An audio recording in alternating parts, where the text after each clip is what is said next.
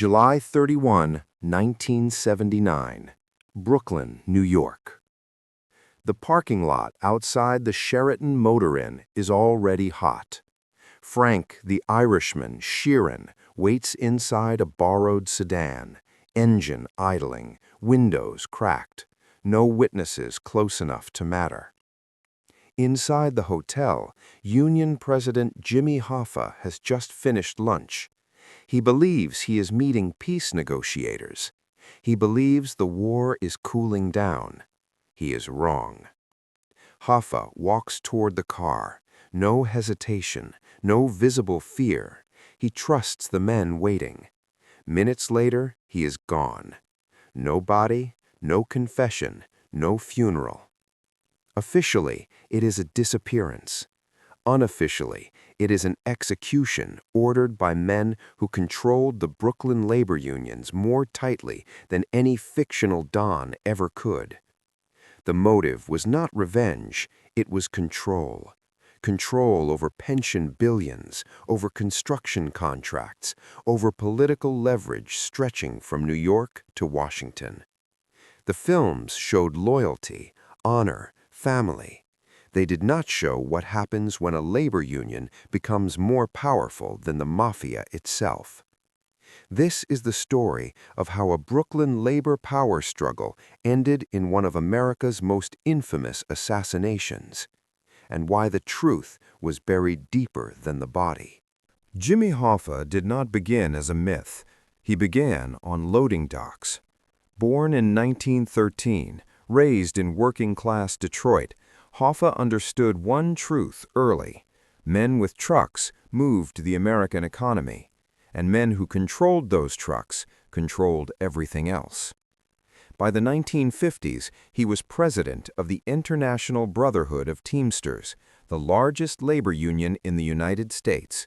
Nearly 2 million members, coast-to-coast influence, access to politicians, judges, and presidents. But the Teamsters were more than a labor organization. They were a financial empire. Through the Central States Pension Fund, billions of dollars in retirement savings flowed into real estate projects, construction ventures, and casinos. That money did not move alone. It moved with quiet approval from organized crime families who guaranteed labor peace in exchange for access. In New York, the Genovese and Gambino families had perfected this model. Capos controlled local trucking contracts. Union officials were pressured, persuaded, or replaced. Construction projects in Brooklyn did not pour concrete without permission. Hoffa knew the arrangement. He did not invent it, but he embraced it. He believed partnership with organized crime was transactional, useful, temporary. The Mafia believed it was ownership. Frank Sheeran entered this world differently. A World War II veteran, decorated, disciplined, comfortable with violence. He drifted into labor racketeering through Russell Bufalino's Pennsylvania crime family. Sheeran was not a strategist, he was a soldier, reliable, silent, efficient. To Hoffa, Sheeran was protection, muscle against rival factions, particularly Anthony Tony Provenzano of the Genovese family, who controlled Teamster Local 560 in New Jersey. To the New York families, Sheeran was something else, an insurance policy. By the late 1960s, Hoffa stood at the center of a triangle. Federal investigators closing in, Mafia capos guarding their financial pipelines, and political allies calculating risk. Publicly, he was a labor champion. Privately, he was the gatekeeper to billions. And in organized crime, gatekeepers are tolerated only as long as they obey the system that empowered them. The films romanticized loyalty. Reality was arithmetic. Money in, silence maintained, power preserved. Hoffa believed he could manage both Washington and the Mafia. He misunderstood which one never forgave ambition. By the early 1960s, the American Mafia no longer relied on street gambling alone. It had evolved. Construction, waste hauling, garment districts, waterfront shipping. Every major industry in New York ran through union choke points, and unions meant leverage. The Genovese family controlled the docks. The Gambino family influenced construction. The Colombo family shaped trucking routes through Brooklyn and Queens. But the real prize was national. The Teamsters Central States Pension Fund. Billions in retirement money loaned quietly to developers tied to organized crime. Las Vegas casinos rose from desert sand because union pension funds financed them. The mob skimmed profits before taxes, before reporting, before oversight. It was a closed circuit of cash. Hoffa understood this system better than anyone. He negotiated loans, approved trustees, shielded operations from internal dissent. In return, he gained muscle, enforcement, election security within the union. But the Mafia hierarchy did not see him as a partner. They saw him as infrastructure. The Commission, the governing body of the 5 families in New York, valued predictability above all. Hoffa provided access to capital, but he also attracted attention. Senate hearings, Attorney General Robert Kennedy's investigations, televised confrontations that turned labor corruption into national theater. Exposure was dangerous. While Hoffa fought federal prosecutors publicly, mob bosses worked quietly. Capos replaced union locals with compliant leadership. Pension trustees were positioned strategically. Las Vegas interests expanded without public noise. Frank Sheeran watched this evolution up close. He transported money, delivered messages, and forced discipline inside union locals that resisted direction. Violence was not chaotic, it was administrative. A warning beating, a disappearance, a ballot manipulated. The Mafia did not need to control every vote. They only needed to control the consequences of voting incorrectly. As Hoffa's legal troubles mounted, another Teamsters figure gained influence, Frank Fitzsimmons. Less charismatic, more compliant, easier to manage. For the New York families, Fitzsimmons was stable. Hoffa was combustible. Inside organized crime, power is not measured by popularity. It is measured by how little trouble you cause. By the time Hoffa entered prison in 1967 for jury tampering and pension fraud, the structure had already adjusted without him. The money kept flowing, the loans kept funding casinos, and the Commission learned something critical. The system functioned better when Hoffa was absent. He just did not know it yet. Prison did not humble Jimmy Hoffa. It sharpened him. In 1967, he began serving a 13-year sentence for jury tampering and fraud. The conviction was a victory for federal prosecutors, particularly Robert Kennedy, who had built his reputation pursuing Hoffa as a symbol of union corruption. But even behind bars, Hoffa plotted a return. Then came December 23, 1971. President Richard Nixon commuted his sentence. The condition was clear. Hoffa could not engage in union activities until 1980. To most observers, it was political calculation. The Teamsters had quietly supported Nixon's re-election campaign. A gesture was returned. But Hoffa interpreted the commutation differently. He believed exile was temporary. He believed the presidency of the Teamsters was still his. Frank Fitzsimmons now ran the union. He was cooperative with federal regulators, cooperative with organized crime families. Pension loans expanded under his tenure, with less confrontation and fewer headlines. He was profitable. Hoffa was unpredictable. Within months of his release, Hoffa began organizing a comeback campaign.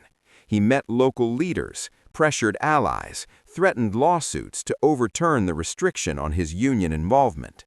He underestimated resistance. Anthony Tony Pro of the Genovese family had long despised Hoffa. Their relationship had deteriorated before prison. Arguments over control, insults exchanged, power questioned. Provenzano had influence in New Jersey locals and direct access to New York's hierarchy. Hoffa's return threatened the balance. A reinstated Hoffa meant renewed federal attention, renewed Senate hearings, renewed scrutiny of pension loans tied to Las Vegas interests. The commission did not fear Hoffa's strength, they feared his visibility. The turning point was not his prison sentence, it was his refusal to accept retirement. In organized crime, ambition outside the chain of command is interpreted as rebellion. By 1974, Hoffa was no longer viewed as an ally seeking reinstatement. He was a destabilizing force attempting to reclaim territory already redistributed. And redistribution in the Mafia is permanent. By the mid-1970s, the ground beneath organized crime was shifting. The federal government had changed its strategy. In 1970, Congress passed the Racketeer Influenced and Corrupt Organizations Act, RICO. For the first time, prosecutors could target entire criminal enterprises instead of isolated crimes. Conspiracy became prosecutable architecture. The Mafia understood immediately. RICO was not about individual murders, it was about patterns, about tracing money, about flipping insiders. A returning Jimmy Hoffa threatened to accelerate that process. His public campaign to regain the Teamsters presidency would attract media attention. Media attention would invite federal review. Federal review could expose pension fund loans that tied New York crime families to Las Vegas skimming operations and large-scale construction fraud. Billions were at stake. The Central States Pension Fund had financed casinos like the Stardust and the Riviera. Developers aligned with organized crime depended on union-backed loans structured through intermediaries. If investigators followed Hoffa's renewed legal battles, they might follow the money. And if they followed the money, they would reach Brooklyn. Meanwhile, the political climate was volatile. Watergate had shattered public trust. Washington was desperate to demonstrate toughness on corruption. Organized crime prosecutions were politically popular.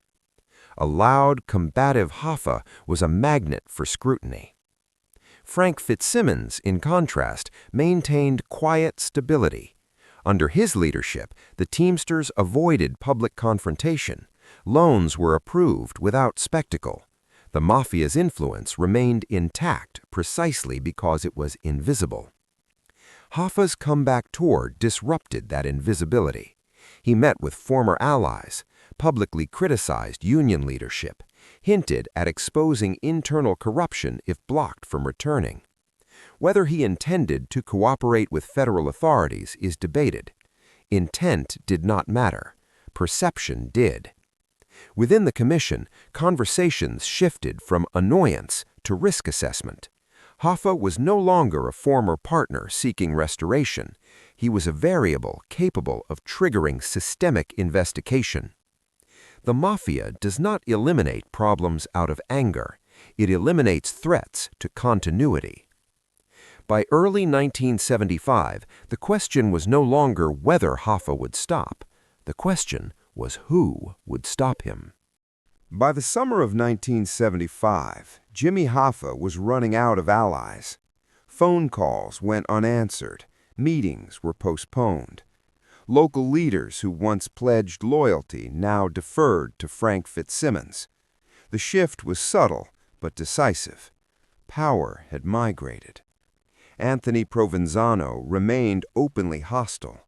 Their earlier disputes had evolved into something colder.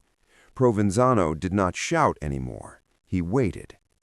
Behind closed doors, discussions moved upward, beyond New Jersey, beyond Detroit, into the quiet authority of New York's commission. The structure was deliberate. No impulsive orders, no emotional decisions. Risk was evaluated like a business proposal. Hoffa represented exposure. Exposure threatened revenue. Revenue sustained hierarchy. Frank Sheeran stood between worlds. He had been Hoffa's confidant, bodyguard, messenger. Hoffa trusted him with private frustrations, his belief that he could reclaim the Union, that rank-and-file members still wanted him back. But Sheeran's loyalty had layers. His deeper allegiance ran through Russell Bufalino, whose interests aligned with stability inside the Commission. Bufalino valued calm. Hoffa's agitation disrupted calm. Sheeran understood the mathematics. If Hoffa succeeded, federal attention would intensify. If Hoffa failed publicly, he might retaliate with information. Either path increased volatility. Isolation is rarely announced. It accumulates. Hoffa noticed fewer invitations, fewer reassurances. Even Provenzano, once his loudest rival, began signaling willingness to talk peace. A meeting was proposed, neutral ground, short discussion, resolution of differences. Hoffa believed it was negotiation. In organized crime, negotiation is sometimes ceremony. By late July, arrangements were made, transportation coordinated, location selected, timing controlled. The structure was clean, limited participants, no unnecessary witnesses. Sheeran would be present. The final stage of isolation is trust, and Hoffa still trusted the wrong man. Newspaper headline disappearance, FBI document. July 30th, 1975. Suburban Detroit. Jimmy Hoffa arrived at the Maucus Red Fox restaurant just before 2 p.m. The meeting had been arranged as a sit-down with Anthony Provenzano and Anthony Giacolone, figures who could supposedly broker peace. They never appeared. Hoffa waited in the parking lot, irritated, visible. He called his wife to complain that he was being stood up. Minutes later, a maroon Mercury pulled in. Inside were men he recognized. Frank Sheeran was among them. Witnesses saw Hoffa enter the car without resistance. No struggle, no raised voices. The vehicle pulled away. That was the last confirmed public sighting of Jimmy Hoffa. According to later confessions and investigative reconstructions, the car drove to a house in Bloomfield Township, a quiet neighborhood. No surveillance cameras in 1975, no bystanders watching. Inside the house, the confrontation was brief. 2 shots, one to the head, one insurance round. The body was removed within minutes, transported discreetly. Federal investigators later theorized cremation at a Detroit-area facility. No remains were ever recovered. The mechanics were clinical. No public spectacle, no abandoned corpse, no message written in blood. The disappearance itself was the message. The decision had not been personal revenge, it was organizational correction. Hoffa had attempted to re-enter a power structure that had evolved beyond him. His ambition introduced instability. Instability threatened revenue streams tied to unions, casinos, and construction contracts reaching back to Brooklyn. By eliminating Hoffa, the commission restored silence. Frank Sheeran would later claim responsibility decades afterward, portraying the act as a reluctant duty. Whether every detail of his confession was accurate remains debated, but one truth stands uncontested. After July 30th, 1975, Jimmy Hoffa ceased to exist in the system he once controlled, and the system continued without interruption. The FBI responded immediately. Search warrants, helicopters over suburban Detroit, forensic teams combing the restaurant parking lot, tips flooded in, burial sites, incinerators, stadium foundations. Nothing held. Without a body, prosecutors faced a wall. Conspiracy theories multiplied. Newspapers speculated about steel drums, mob-owned landfills, even the concrete beneath Giants Stadium. Each rumor extended the myth. None produced evidence. Inside the Teamsters, the transition was seamless. Frank Fitzgibbons consolidated authority. Pension fund operations continued without disruption. Loans flowed to established interests. No public revolt emerged. Rank-and-file members received benefits. Outward stability prevailed. For the New York families, the objective had been achieved. Silence returned. The disappearance carried a secondary effect: intimidation without spectacle. A public execution invites retaliation. A vanished man generates fear. Hoffa had been one of the most recognizable labor leaders in America. If he could disappear, anyone could. Politically, the case symbolized organized crime's endurance. Despite RICO's growing use in the late 1970s and 1980s, Hoffa's murder remained unresolved for decades. The absence of conviction reinforced the perception of Mafia insulation at the highest levels. Years later, Frank Sheeran would confess before his death in 2003, describing the shooting in detail. Investigators tested floorboards from the alleged house. Traces were inconclusive. Debate continued. Public memory transformed Hoffa into legend. But within organized crime, legend was irrelevant. The calculus had worked. The risk had been removed, and the machine kept running. Return to July 30th, 1975. A parking lot. Midday sun.